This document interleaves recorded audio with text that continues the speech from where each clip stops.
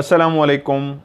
Of camera stories के एक new episode के साथ मैं हूं Mazhar Malik. Thank you so much and love you so much अब सबके प्यार भरे फीडबैक का। जिस तरह मैंने आपसे पहले कहा था, जितने भी प्रोग्राम के नीचे आप लोग कमेंट्स लिखते हैं वो भी वन बाई वन मैं सारे पढ़ता हूं, और व्हाट्सएप पे भी जो आपका फीडबैक आ रहा होता है उसी को ही पढ़ने के बाद फिर मैं फैसला करता हूं कि इस हफ्ते कौन सी आपको अपनी स्टोरी सुनाऊं, क्योंकि जो दूसरों की आपको स्टोरियां मैं सुना रहा हूं वो यकीनन नंबर वाइज हैं। जिस तरह प्रोग्राम हर स्टोरी के एंड पे मैं ये बात करता होता हूं कि आप जब OCS या स्टोरी लिख के लास्ट में भेजते हैं तो उसको सबसे पहले मोबाइल पे जितने भी मैसेज होते हैं जहां पे स्टोरी या OCS लिखा होता है उसको मैं ओपन करता हूं और सुनता हूं। वॉइस मैसेज में अगर कहानी है या लिखी हुई कहानी है तो उसके बाद मैं उसको नंबर दे के महफूज कर लेता हूं कि जब इस कहानी का नंबर आएगा खुद ब खुद ये कहानी मैं सुना दूंगा।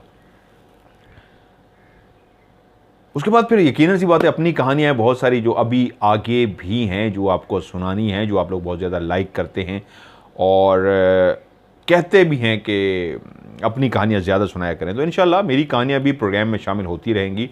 जो लोग अपनी कहानियां मुझे भेजते हैं वो भी इंशाल्लाह मैं शामिल करता रहूँगा। लेकिन आज एक कहानी, सबसे पहले तो मैं इनसे सॉरी करना चाहूँगा, दिल से सॉरी करना चाहूँगा। इनका नाम है अलीजा राजा, रावलपिंडी से इनका ताल्लुक़ है।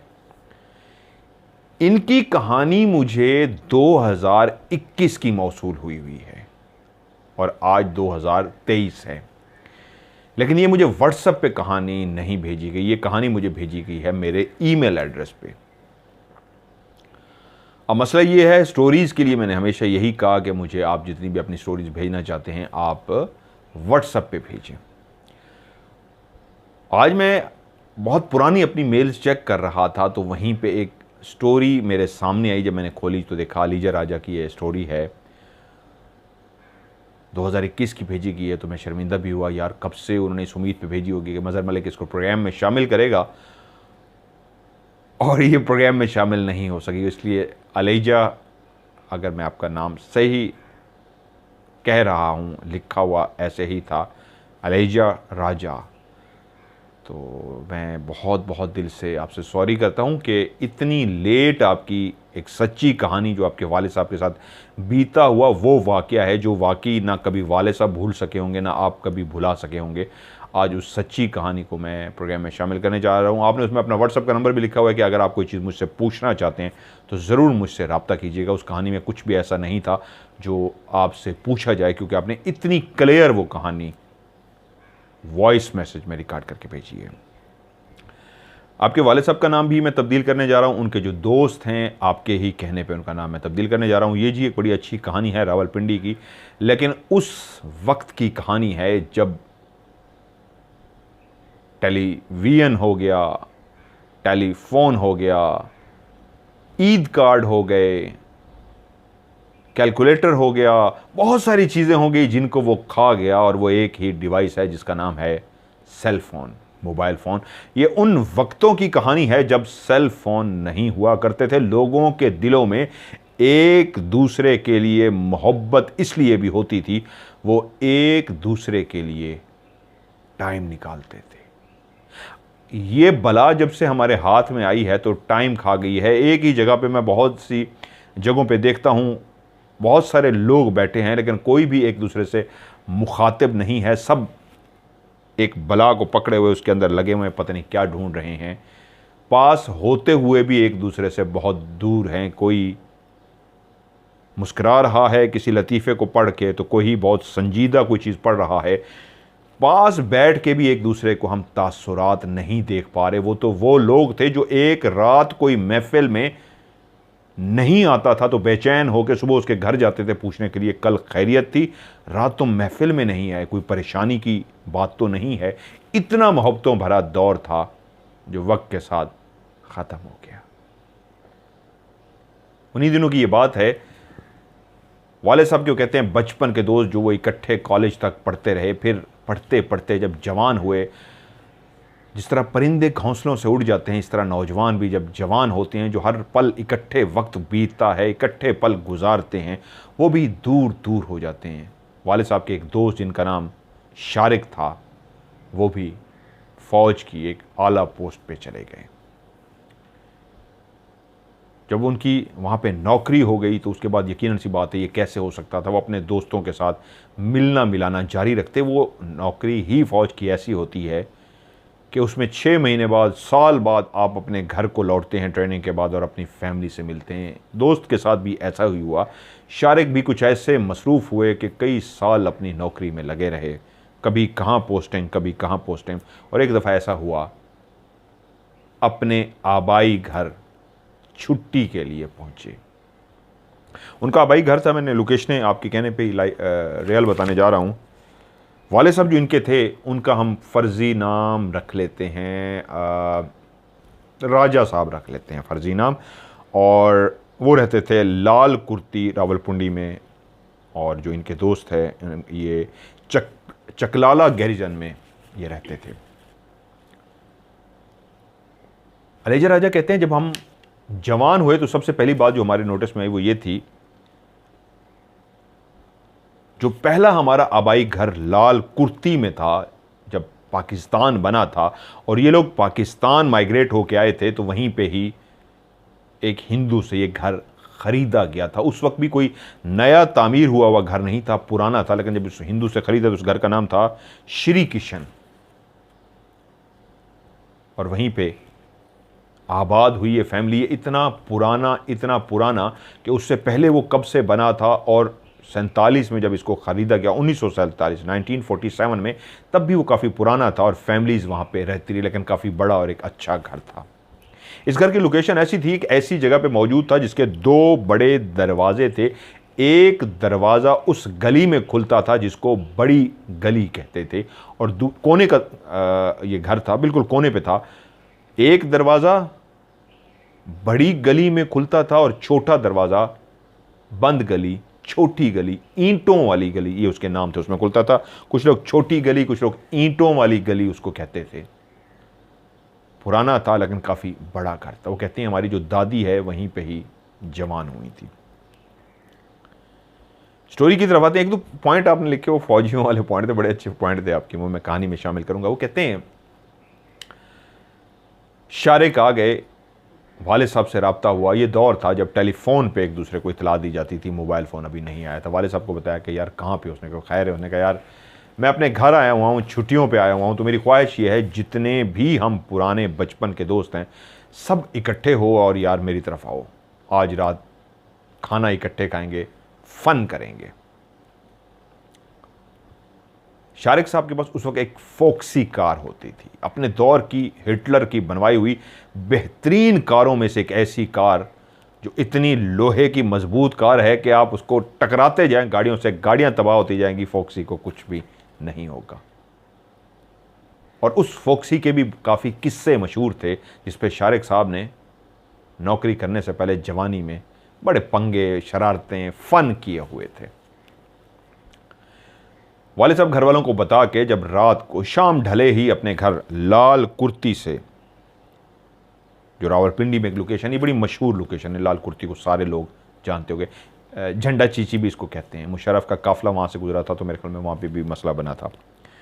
और बीच में एक पुल आता है जिसका नाम है नाला लई पुल। अब तो डबल हो गया, कह रहे वक्त के साथ ये चेंज हो गया, उस वक्त ये सिंगल था, नाला लई पुल।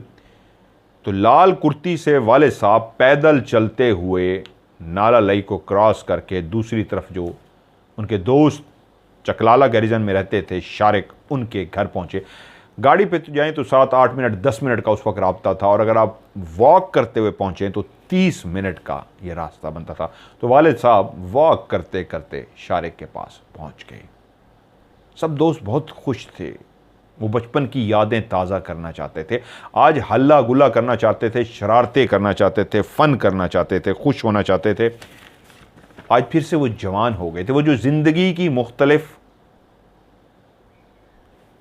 अपनी अपनी ड्यूटीज़ में मौजूद थे, हर शख्स अपनी ज़िंदगी की जो ड्यूटी निभा रहा था आज सब भुलाना चाहता था। तो उस रात जब दोस्त इकट्ठे हुए तो बहुत सारे लोग थे जो सिगरेट पीते थे, वालिदैन से छुप के पीते थे, तो वहीं पे उस दौर की सबसे बड़ी अयाशियों में से एक अयाशी थी, सिगरेट सबने निकाले, सिगरेट पीने भी शुरू कर दिए और वहीं पे एक दौर चला, जाम का दौर, शराब का दौर। ये अपनी मस्ती है जिसने मचाई है हलचल, ये अपनी मस्ती है जिसने मचाई है हलचल, नशा शराब में होता तो नाचती बोतल। ये अपनी मस्ती है। तो उस मस्ती को ऐसे मस्त बनाया गया कि सब ने अपने अपने हाथ में शराब के जाम भी पकड़ लिए।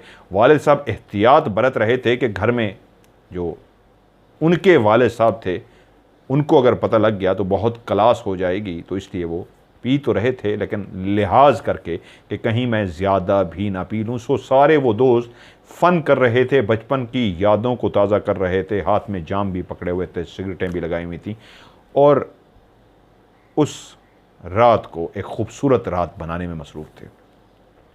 बहुत सारे लोग इस पर एतराज़ करेंगे कहाँ इस कहानी में कि कैसी खूबसूरत रात। इसको कहानी समझ के एंजॉय कीजिए। ज़िंदगी में ऐसी बातों में मत उलझा कीजिए जिनकी डोरी सुलझने में ही ना आए। उलझा ना करें, उलझने की कोशिश भी ना किया करें, सुलझाएं और निकल जाएं। बहुत छोटी लाइफ है, उलझने बहुत ज़्यादा, हंसा करें ज़बरदस्ती, छोटी सी बात को फ़ख्र महसूस करके खाम का खुश कर लिया करें। ओ मेरे पास तो ये भी है, इतना भी काफ़ी है। उलझे हुए लोगों को मैंने ऐसा भी देखा है, दुनिया की तमाम सहूलियात वो जो एक हर आम शख्स हसरत करता है, गाड़ी, दौलत, बैंक बैलेंस, सब कुछ होने के बावजूद उनके चेहरों पे खुशियां नहीं है, उलझे हुए हैं। ऐसे दानों में, ऐसे धागों में उलझ गए, अब गुत्थी है कि सुलझने को ही नहीं आती। तो उलझा ना करें। उन लोगों ने रात को सही फ़न किया, सही इंजॉय किया और महफिल जमा थी कि वहीं पे वाले साहब ने कहा यार बात ही है, बाकी तो अपने अपने घरों को चले जाएंगे, मैं पैदल चल के आया हूँ शारिक, 12:30 रात के बज गए यार, मुझे इजाज़त दे, मैं निकलता हूँ। तो शारिक ने कहा यार रुक, तुझे मैं छोड़ के आता हूँ। वो उन्होंने एक जुमला बोला, ये कब का वाक़या है ये मैं उनसे पूछ भी नहीं सका, मैंने अभी कहानी पढ़ी है कि कर्फ्यू लगा था, शायद उस वक्त कोई कर्फ्यू शहर में लगा था, क्या था, लेकिन उन्होंने इसमें वॉइस में ये जिक्र किया है।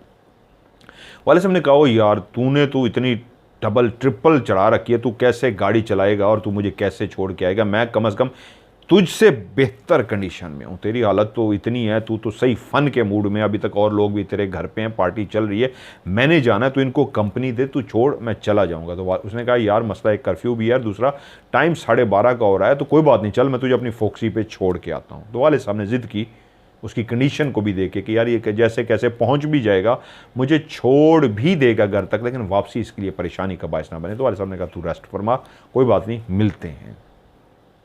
वाले साहब ने खुदा हाफिज़ किया और वहीं से निकले अपने घर के लिए। ये एक ऐसी रात थी, सर्दियों की ऐसी रात जिसमें उन्होंने लफ्ज़ कहा, कोहरा पड़ रहा था, धुंध पड़ रही थी, फोग हो रही थी। जब वो चलते हुए बाहर निकले तो एहसास हुआ आज एक सर्दियों की रात है, ठंड है, काफ़ी ज़्यादा ठंड है, लेकिन वो भी दारू लगा चुके थे इसलिए जिस्म काफ़ी गर्म था, उनको इतनी ठंड का एहसास न हुआ। ये वक्त भी उन दिनों का था जब रात के 9 बजे सब लोग अपने अपने घरों में सोने के लिए, स्पेशली सर्दियों की रातों में तो लेट जाते थे। मुझे 97 का वक्त याद है, अली अहमद में हम सब रात को जब खाने के लिए 9:30 बजे रावलपिंडी में निकलते थे तो मिलता ही कुछ नहीं था। 97 की बात कर रहे हैं, तो पुरानी कहानी है। अब कुछ पिंडी बेहतर हो गया है। तो वो कहते हैं वो जब निकले तो हर तरफ जहां पे फोग फैली हुई थी, धुंध फैली हुई थी, वहीं पे ये एहसास भी था, एक ऐसी सन्नाटे वाली रात है, खामोशी वाली रात है, जहां पे कोई बशर नहीं नजर आ रहा, कोई गाड़ी भी नहीं गुजर रही, कोई मोटरसाइकिल क्या साइकिल वाला तक नहीं गुजर रहा, इतनी खामोशी थी। अब वाले साहब को जल्दी थी कि बस मैं किसी तरीके घर पहुंच जाऊं, ये जो आधे घंटे का सफर है इसको तय करो, मैं अपने घर में हूं। वो चलते चलते चलते उस सर्दी के मौसम में, ठठरती सर्दी के मौसम में, हाथ उन्होंने अपने ऐसे बगलों में ऐसे किए हुए, हाथ बंद किए हुए, और वो चलते हुए आ रहे थे कि वहीं पे उनके सामने वही पुल आ गया जिसका नाम नाला लई पुल है। जैसे ही वो पुल के ऊपर चढ़े और चलना शुरू हुए तो कुछ इतना भी शदीद धुंध नहीं थी। वो कहते हैं पुल के ऊपर हल्की हल्की धुंध थी, ये शहर की धुंध थी, देहात में बहुत ज़्यादा होती है, शहर में भी धुंध का इस अंदाज में राज होता है कि कहीं पे बहुत शदीद धुंध होती है और कहीं पे कम धुंध नज़र आती है। वाले साहब भी चलते चलते जब पुल के बिल्कुल दरमियान में पहुंचे, तो ये बिल्कुल दरमियान में, चल भी दरमियान में रहे थे नाला लेक पुल के, तो उनकी निगाह पड़ी सामने एक तकरीबन 6 फुट लंबा चौड़े जिस्म का मालिक। हुलिया ऐसे था जैसे कोई फकीर हो, जैसे कोई दरवेश हो, बाल उलझे हुए, मट्टी से भरे हुए, दाढ़ी थी तो बड़ी हुई, सफ़ेद सी दाढ़ी, उलझी हुई, मट्टी से भरी हुई, अजीब सी शक्ल थी। पहली ही निगाह में उसको देखते ही डर सा लगता था, खौफनाक सा चेहरा था, लेकिन वो एक इंसान ही था, कोई और मखलूक नहीं थी।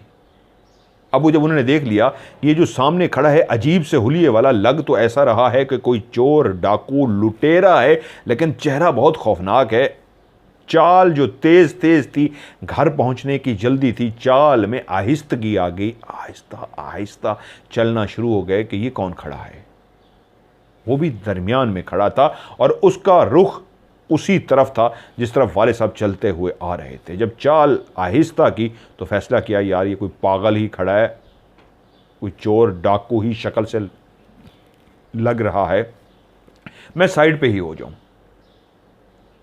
तो वाले साहब सीधे हाथ के किनारे पे हो गए। जैसे ही सीधे हाथ के किनारे पे हुए तो उन्होंने सामने की तरफ देखा, वो शख्स भी सीधे हाथ की तरफ ही खड़ा था। उन्होंने कहा ये क्या हुआ, इधर क्यों आ गया ये। तो वाले साहब ने अभी भी चलना जारी रखा और चलते चलते अब लेफ्ट की तरफ जा रहे हैं, नाला के उल्टी साइड की तरफ जा रहे हैं कि भाई मैं इस तरफ चला जाऊं, अगर ये इस तरफ आ गया। तो उन्होंने देखा कि वो भी चलता चलता वालिद साहब के साथ उसी तरह उल्टे हाथ की तरफ जा रहा है, जैसे रास्ता रोकने के लिए वो अब सामने आना चाहता हो।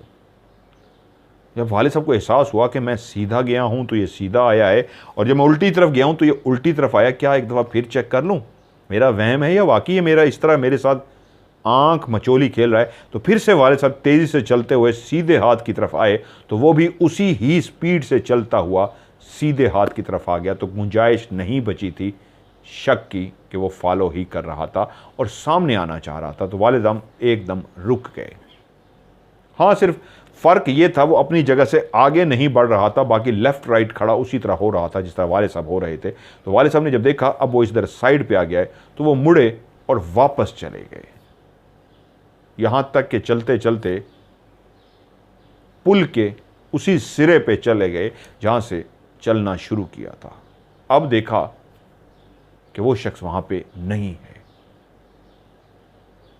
क्या मैंने इतनी ज़्यादा पी रखी है? नहीं, मैं ठीक हूँ, होशो हवास में हूँ। शारिक ने बहुत ज़्यादा पी रखी थी। तो ये क्या हुआ है? ऐसी अपनी दिमागी कश्मकश में खड़े सोचते हुए सिगरेट की डब्बी निकाली, सिगरेट सुलझाई और पीनी शुरू कर दी। वहीं खड़े हो गए, सुकून से एक सिगरेट पी ली, कहा चलो यार अब मैं चलता हूँ। जो भी पागल था, चोर था, डाकू था, जिस नीयत से खड़ा था चला गया होगा, अब मैं जाऊँ। जैसे ही पुल पे चढ़े तो वो अब नहीं था। चलते चलते जैसे ही उसी जगह पे पहुंचे हैं जो दरमियान की जगह बनती थी, तो देखा वो सामने मौजूद थे।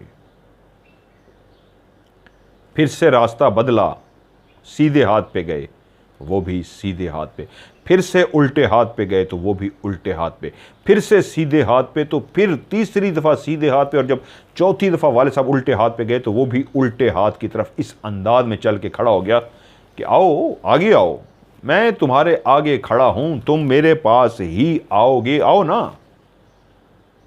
वाले साहब ने एक दफ़ा सर को हिलाया कि यार वहम है, ये क्या माजरा है। फिर जल्दी से खौफजदा हुए कि ये कैसा पागल है, डरावनी सी शक्ल वाला, भाई ये क्या चाह रहा है, मुझे मारना चाह रहा है, कत्ल करना चाह रहा है, नुकसान पहुंचाना चाह रहा है।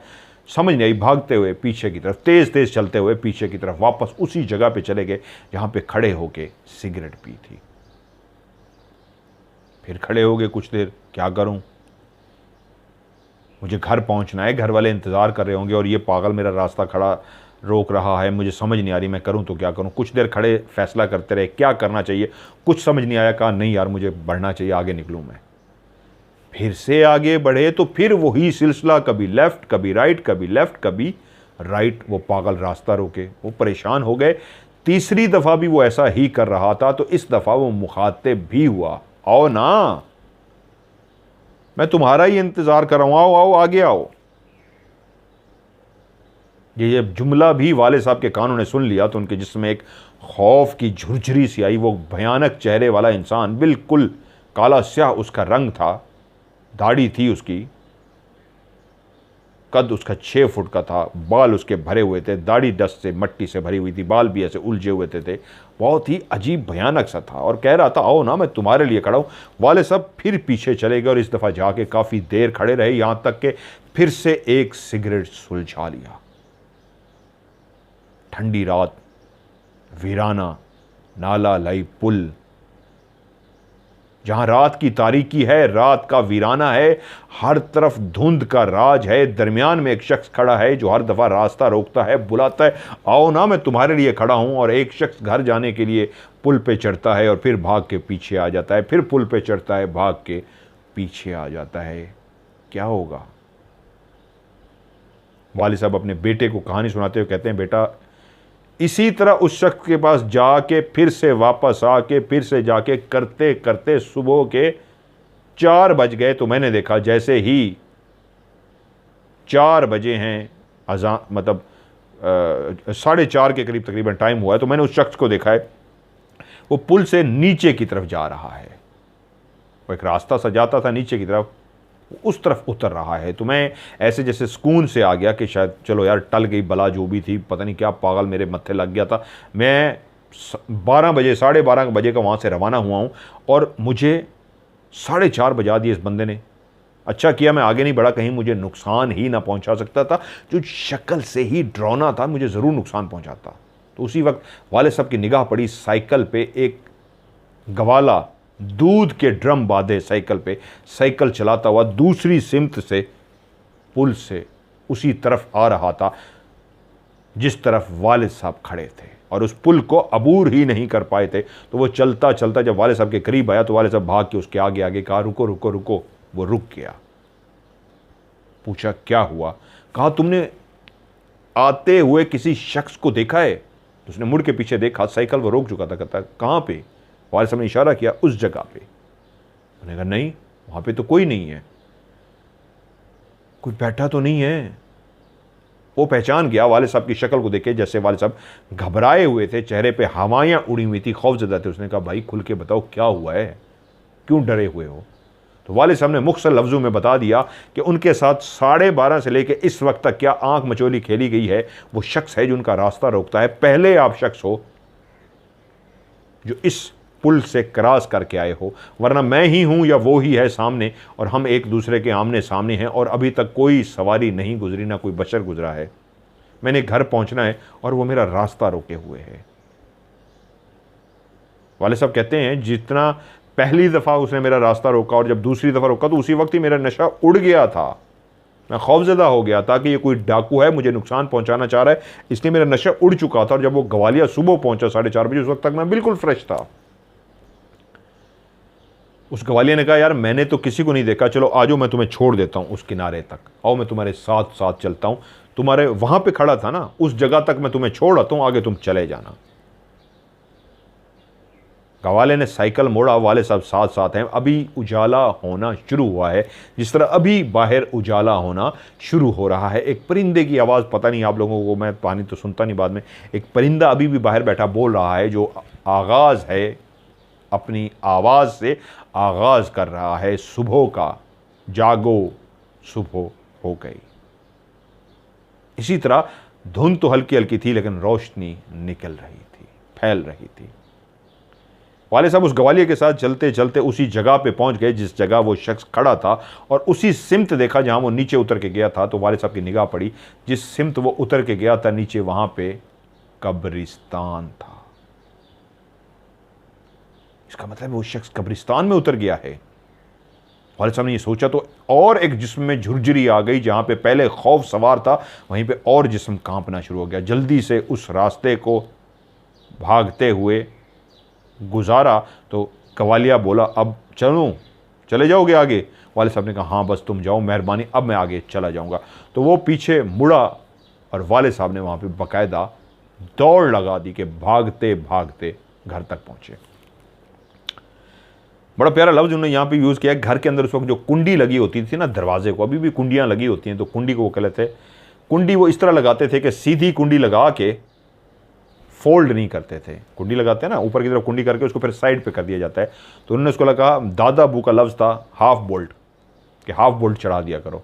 वो इसलिए कि घर में जो कोई लेट आता था तो वो दरवाजे को पकड़ के जब हिलाता था तो वो कुंडी सीधी लगी होती थी, जब ऐसे हिलती थी तो कुंडी नीचे गिर जाती थी, दरवाज़ा खुल जाता था। वो घर में देखता था अगर कोई अभी और पीछे है तो वो भी हाफ बोल्ट लगा देता था, और अगर वो शख्स देखता सारे घर में आ चुके हैं तो फिर फुल बोल्ट लगाया जाता था, कुंडी को ऊपर करके साइड पे कर दिया जाता था ताकि दरवाज़ा ना खुल सके, तो वो हाफ बोल्ट कहलाता था। वो कहते हैं वाले साहब भागते हुए अंदर पहुंचे, हाफ बोल्ट लगा हुआ था, उन्होंने दरवाज़ा हिलाया, वो खुल गया। 2-3 सीढ़ियाँ थीं, वो चढ़े, अंदर दाखिल हो गए, सामने सहन था, सहन के बाद कमरे थे।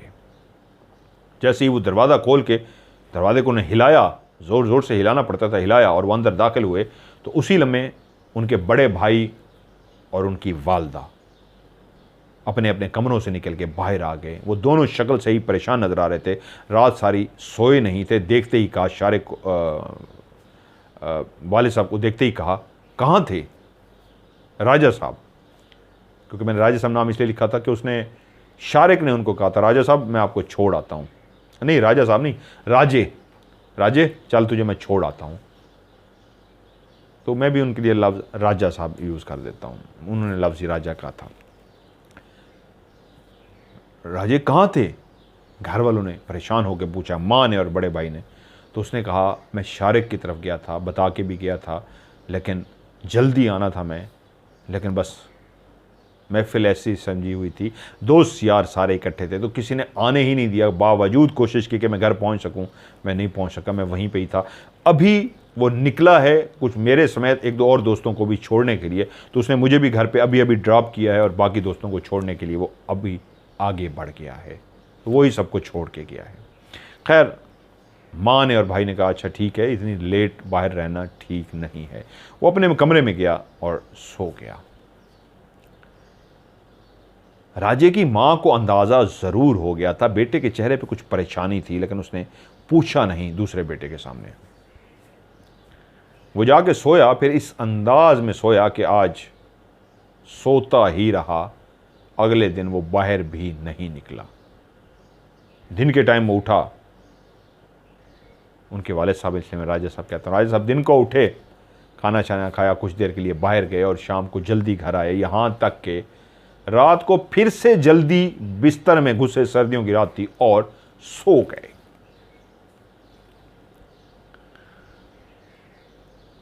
ऐसी गहरी नींद सोए कि कुछ भी होश नहीं, और जिस वक्त आंख खुली तो उस वक्त उनके कानों में एक बहुत ऊंची आवाज़ थी जिसमें राजा साहब का नाम पुकारा गया था। फर्जी नाम हमने राजा साहब रखा, इसलिए नाम नहीं राजा साहब ही कह देते हैं। राजा साहब, दूर से एक आवाज़ थी जो उनको पुकारे जा रही थी। फिर से कहा गया थोड़ी देर के बाद, राजा साहब। नींद में था। पहली दफ़ा जब उसने लफ्ज़ सुना तो उसने हल्की सी आंखें खोली कि मैं नींद में हूँ, ये सचमुच में मेरा नाम पुकारा जा रहा है।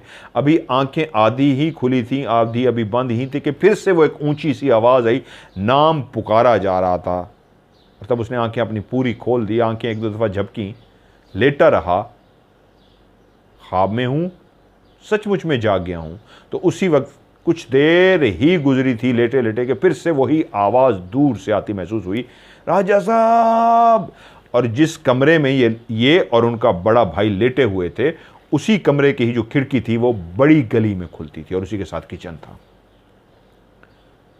और जैसे ही अब तीसरी बार उसने अपना नाम सुना, अभी तो कुछ देर उसको हो गई थी जागते हुए, आंखें खोल के लेटा हुआ था, और जब उसका नाम लिया गया तो वो एकदम से उसने मुंह खोला ये पूछने के लिए कौन, ऐसे जैसे ही मुंह खोलने लगा तो एकदम से एक हाथ सीधा उसके मुंह पे आया।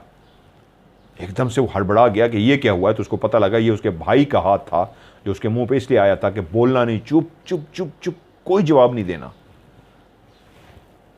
राजा भी एकदम से परेशान हो गया कि क्या मसला है। उसने अपने भाई की तरफ देखा और कहा क्या हुआ है। उसने कहा इस आवाज़ का तुमने जवाब बिल्कुल नहीं देना, चुप रहना है, उठना भी नहीं है, लेटे रहो अपनी जगह पे। अपने बड़े भाई की तरफ देख के हैरान हुआ कि किस तरह का अजीब सा जुमला है जो मेरा भाई बोल रहा है। उसने कहा भाई मैं समझा नहीं, क्या मसला क्या है, कौन है जो मुझे पुकार रहा है।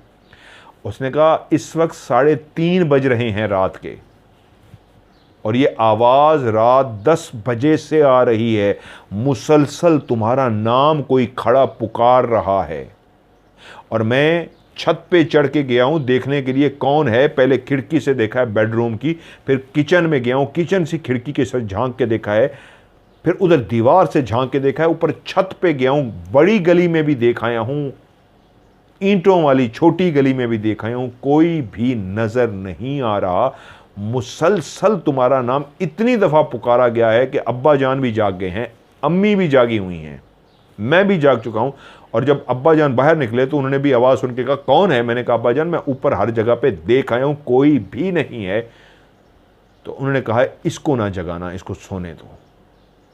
अम्मी भी परेशान है, अब्बा भी जाग रहे हैं, मैं भी जाग रहा हूं, ये कौन है पता नहीं, लेकिन मुसलसल रात 10 बजे से तुम्हारा नाम पुकार रहा है और 3:30 बज चुके हैं। सर्दियों की एक रात थी, घर के अंदर एक सर्दी भी थी, वो लहाफ के अंदर लेटे हुए थे, रज़ाई उन्होंने ली हुई थी। कौन था जो इस सर्दी की रात में उस खिड़की से जिसकी आवाज़ आ रही थी मुसलसल वो उसको पुकार रहा था। क्यों पुकार रहा था? वो कोई अपना तो नहीं था, वो कोई गैर था। अपने तो इस अंदाज में पुकारते ही नहीं, सीधे दरवाजे पे आते हैं, आके दरवाज़ा खटखटाते हैं और बुला लेते हैं। ये कौन था जो गली में खड़े होकर पुकार रहा था राजा साहब राजा साहब? ये जो भी था उसके इरादे नेक नहीं लगते थे। ये बात वाले साहब को भी समझ आ गई थी, वालदा को भी समझ आ गई थी, बड़े भाई को भी समझ आ गई थी। वो भी अपने बिस्तर पे लेटा इसी बात को सोच रहा था, बात तो सच है, ये क्या हो रहा है। कुछ देर वो भी अपने बिस्तर पे इसी तरह सोचता रहा, लेटता रहा, मुझे क्या करना चाहिए, कौन हो सकता है, मेरा कोई दोस्त भी नहीं इस तरह का जो मेरी गली में रात को इस तरह 3:30 बजे आवाज़ें लगा रहा है, 10 बजे से आवाज़ें लगाना शुरू हुआ है, ये कौन हो सकता है। अब उसके दिल की धड़कन भी तेज हो गई, उसके दिल में भी एक खौफ की लहर सी आ गई। वो जिस गर्म रज़ाई के अंदर लेटा हुआ था, बाहर एक सर्दी का सा समा था, सिर्फ उसने चेहरा बाहर निकाला था, भाई पहले से ही जाग रहा था, तभी उसने देख लिया था जब उसने आंखें खोली थी। और आंखें खोल के वो लेटा हुआ था और जब वो तीसरी दफ़ा उसने आवाज़ सुनी थी और उसने मुंह खोला था बोलने के लिए कि कौन है, तभी भाई ने, इतना अलर्ट था भाई, उसके उस सर पे बैठा था कि उसने उसके मुंह पे भी हाथ रख दिया था, बोलना नहीं, इसको जवाब नहीं देना। वो इसी तरह लेटा रहा, खुद भी परेशान रहा, यहाँ तक कि फजर की अजानें हो गईं और उसके बाद वो आवाज़ आना बंद हो गई। सबसे पहले जो कल अगले दिन काम हुआ, राजे की वालदा उठी और उसी ही गली में जो बड़ी गली थी, खुली गली, उसमें एक अल्लाह का नेक बंदा रहता था। वो बंगाल से आया था, वो भी जिस वक्त पाकिस्तान बना था तब वो भी यहाँ पे हिजरत करके आया था। वो अल्लाह का नेक बंदा था, वज़ाइफ करता था और बंगाल से भी बहुत कुछ वो सीख के आया था अमलियात की दुनिया का, लेकिन वो एक मुसलमान और नेक बंदा था। उस वक्त जब मेरी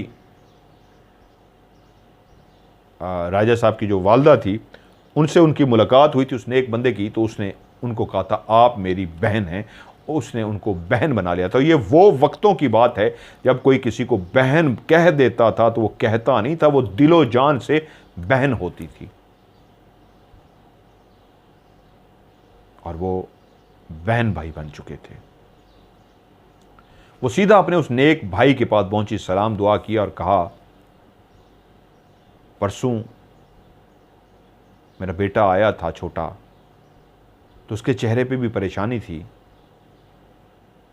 मैंने महसूस कर ली थी, लेकिन कल रात जो हुआ है 10 बजे से कोई मुसलसल गली में उसका नाम पुकारता रहा है, सुबह हो गई है, जबकि जो भी नाम पुकार रहा था कभी उसकी आवाज़ ऐसे लगती कि बिल्कुल हमारे बेडरूम की जहाँ पे वो मेरा बेटा लेटा हुआ था उसी के साथ ही खिड़की है जो गली में खुलती है।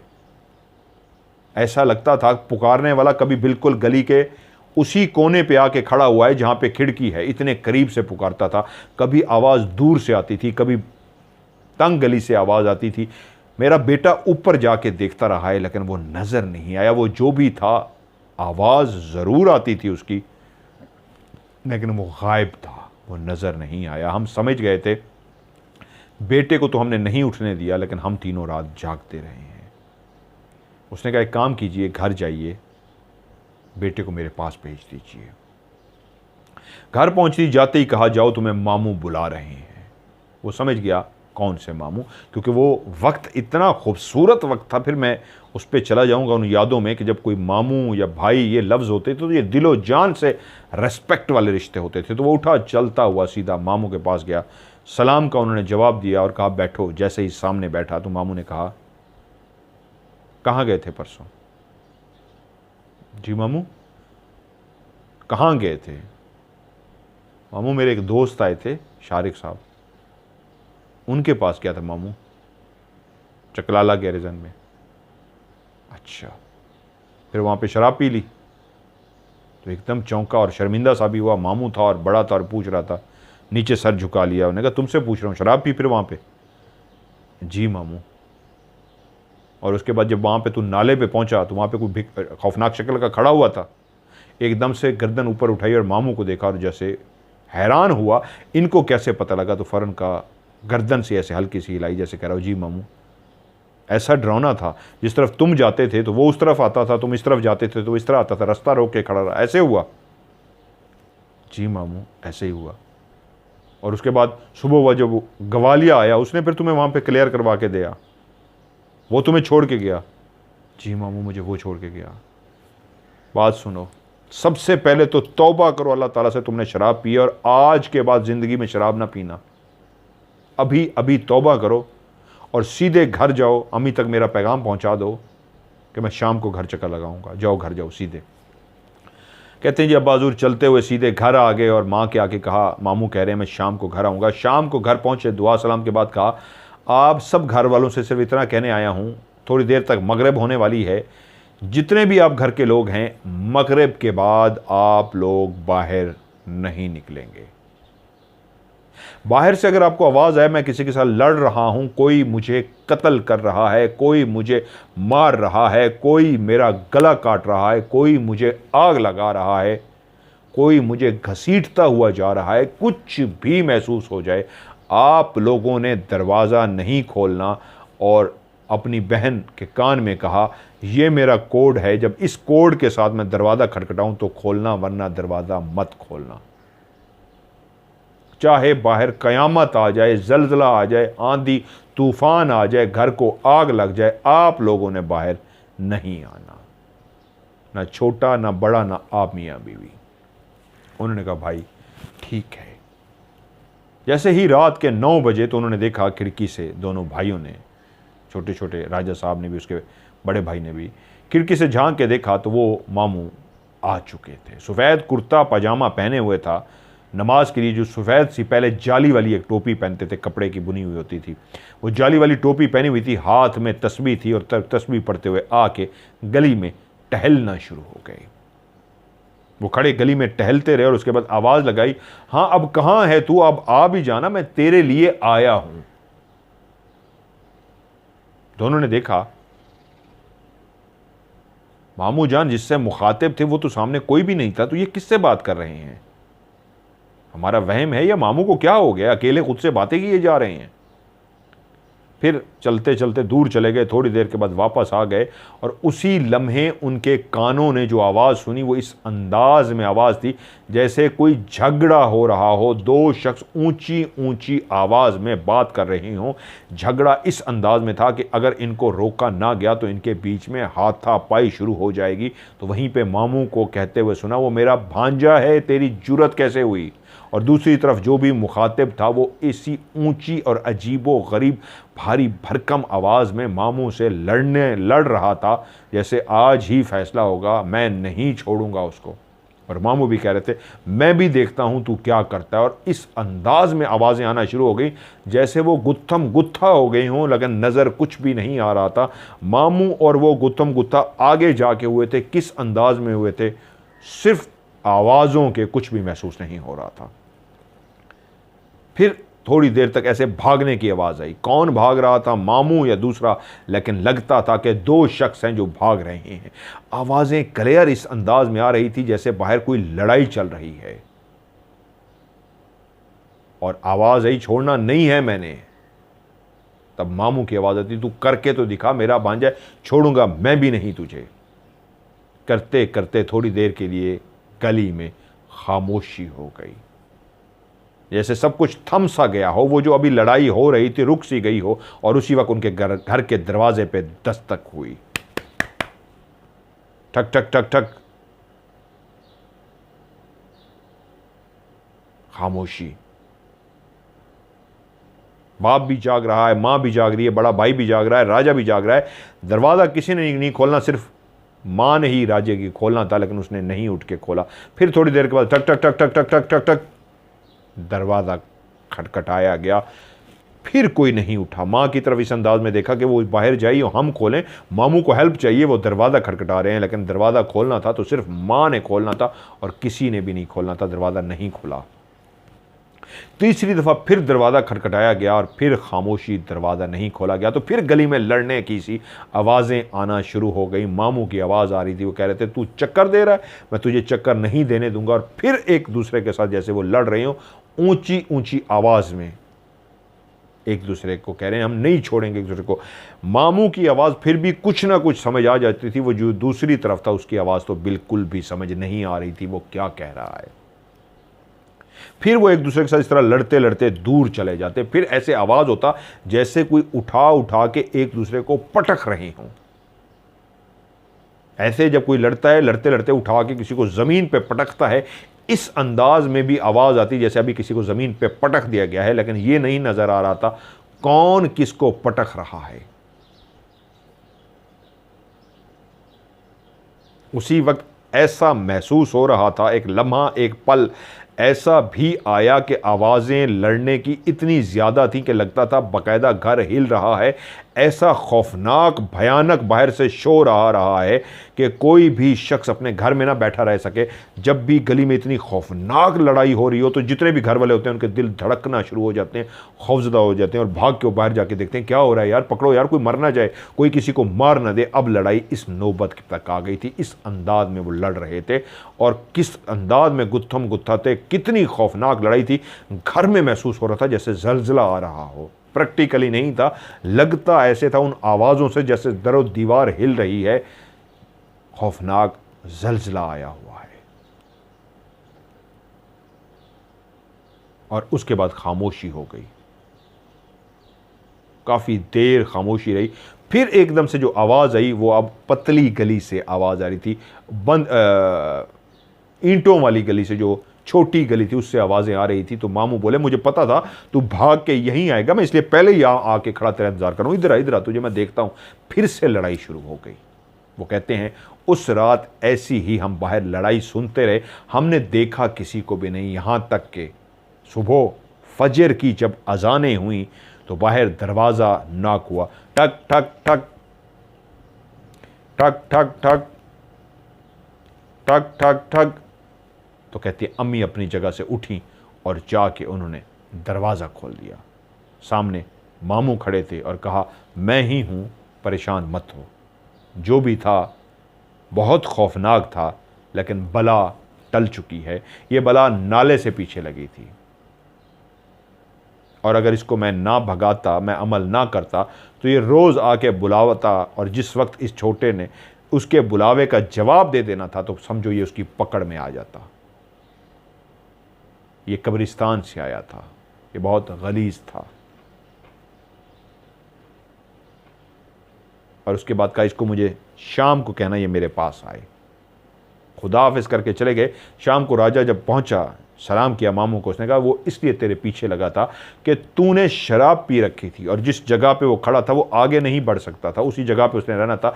तेरे नसीब अच्छे थे, तेरी किस्मत अच्छी थी, तेरी अकल काम कर गई कि तू उसके करीब नहीं गया। अगर तू उसके करीब जाता तुझे मार देता। बहुत खौफनाक था, बहुत ताकतवर था। मैंने बड़े बड़े देखे हैं, लेकिन रात पूरी गुजर गई मुझे भी उसके साथ लड़ते हुए। वो इतना ताकतवर था, दुआ कर तेरी ज़िंदगी बच गई। वो बहुत खौफनाक था, और वो तेरी शराब की वजह से तेरे पीछे पड़ गया था, और वो कब्रिस्तान से निकल के तेरे लिए आया था। तो खुशकिस्मत ये था तू पीछे चला जाता था, तू उसके करीब नहीं जाता था। अगर तू करीब चला जाता फिर तू मारा गया था। तो गुस्से में भी उसके आगे आगे खड़ा होता, हाँ क्या मसला है, तो फिर तू मारा गया था। तौबा ताइफ कर ले, तूने आज पी है दोबारा ना पी, अब तेरी ज़िंदगी वो नहीं आएगा। ये ले, अब मैं पानी दम करके दे रहा हूं, इतने दिन तक परहेज़ करना है, 41 दिन तक तूने इधर इधर ये नहीं करना, 41 दिन तक ये पानी पीना है, 41 दिन तक तूने ये दायरा कड़ा करके रखना है, 41 दिन तक तूने ज़्यादा ऐसी जगहों पे भी नहीं जाना, पूरे 41 दिन। नहीं तो ये ध्यान में रखें कि तू अपनी ज़िंदगी में खुद अपने आप को मरवाएगा, वो तुझे मार देगा। लेकिन जिस वक्त सुबह कहते हैं मैं तुम्हारे घर पहुंचाऊं, तो वो जो गली का वो वाला कोना था, मैंने वहां पे भी कील गाड़ दिए थे, गली के इस कोने पे भी कील गाड़ दिए थे, और तुम्हारे घर के दरवाजे को खटखटाने से पहले मैंने कील गाड़ दिए थे, तुम्हारे दरवाजे में भी कील मैंने गाड़ दिए ताकि वो अंदर दाखिल ना हो सके। अब ना वो गली में कभी दाखिल हो सकेगा, ना तुम्हारे घर के अंदर दाखिल हो सकेगा। तो पूछा, मामू पहले भी तो एक दफ़ा रात को दरवाज़ा खटखटाया गया था, आप थे? कहा नहीं, मैं तुम्हारी माँ को, अपनी बहन को समझा गया था कि मैं जब दरवाज़ा खटखटाऊंगा तो 3 दफ़ा खटखटाऊंगा। पहली दफ़ा ठक ठक ठक, थोड़े गैप के बाद ठक ठक ठक, फिर तीसरी दफ़ा ठक ठक ठक, तो ये मैं हूँ, वरना दरवाज़ा मत खोलना। ये मैं कोड रख के गया था। वो जो खटखटाने आया था वो मैं नहीं था, वो वही था जो घर के अंदर दाखिल होना चाहता था, और अगर दरवाज़ा खोल देते वो घर में आ जाता, फिर उसको निकालना बहुत मुश्किल हो जाता, फिर उसको मैं भी ना निकाल सकता। खैर, उन्होंने काफ़ी परहेज़ पढ़ने का ये वो सारा बता के उनको रवाना किया, और वालिद साहब ने वैसा ही अमल के 41 दिन तक पानी भी वही दम किया हुआ पिया, अपना रोज़ाना सुबह शाम दायरा कड़ा कर लेते थे, घर से बाहर निकलते दायरा कड़ के जाते, घर के अंदर दाखिल होते फिर से अपना दायरा करते, हिसार खींचते अपने ऊपर, और 41 दिन इधर उधर भी कहीं नहीं गए, सिर्फ उस पानी को पिया। उसके बाद ज़िंदगी में, वो कहते हैं, दोबारा उनके साथ कोई भी मसला नहीं हुआ। वालिद साहब ने ये कहानी जब अलेजा को सुनाई तो वो खौफज़दा हो जाते थे कि ये मेरी ज़िंदगी का सच्चा वाक़या है जो मेरे साथ हुआ था, जिसको मैं आज तक भुला नहीं सका। वो कहते अब तो हम किसी और घर में शिफ्ट हो चुके हैं। वो घर, दादा अबू को जो घर था, वो आज भी मौजूद है, अब भी वो बहुत पुराना घर है। उस घर में और भी कई वाक़यात हो चुके हैं। दादी जो हमारी थी, दादी के साथ भी कई वाक़यात हुए थे, इतना पुराना था। तो अलेजा राजा भाई, आपकी कहानी के लिए मैंने शुरू में माजरत कर ली थी। आपकी दादी के साथ जो वाक़यात हुए थे, आप वो भी मुझे ज़रूर शेयर कीजिए। मैं कहानी सुनाऊंगा, वॉइस मैसेज ही कर दीजिएगा, लेकिन व्हाट्सएप पे कीजिएगा, मेल पे नहीं।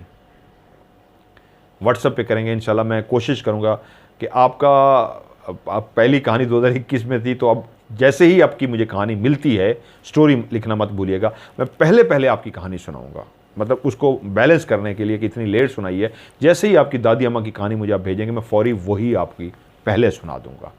तो बाकी लोगों के लिए भी यही है जी, आप अगर मुझे कहानी भेजना चाहते हैं, वॉइस मैसेज रिकॉर्ड करके भी भेज सकते हैं कहानी का, और लिख के भी भेज सकते हैं। लेकिन दोनों सूरतों में आप कहानी वॉइस मैसेज भेजना चाहें तो लंबा एक ही वॉइस मैसेज भेजें, कोई बात भूल जाए तो एंड में एक छोटा सा वॉइस मैसेज कर दें। लेकिन दोनों सूरतों में लिख के भेजें या वॉइस मैसेज रिकॉर्ड करें। आखिरी लफ्ज़ जो आप लोगों ने लिखना है वो लिखना है STORY स्टोरी।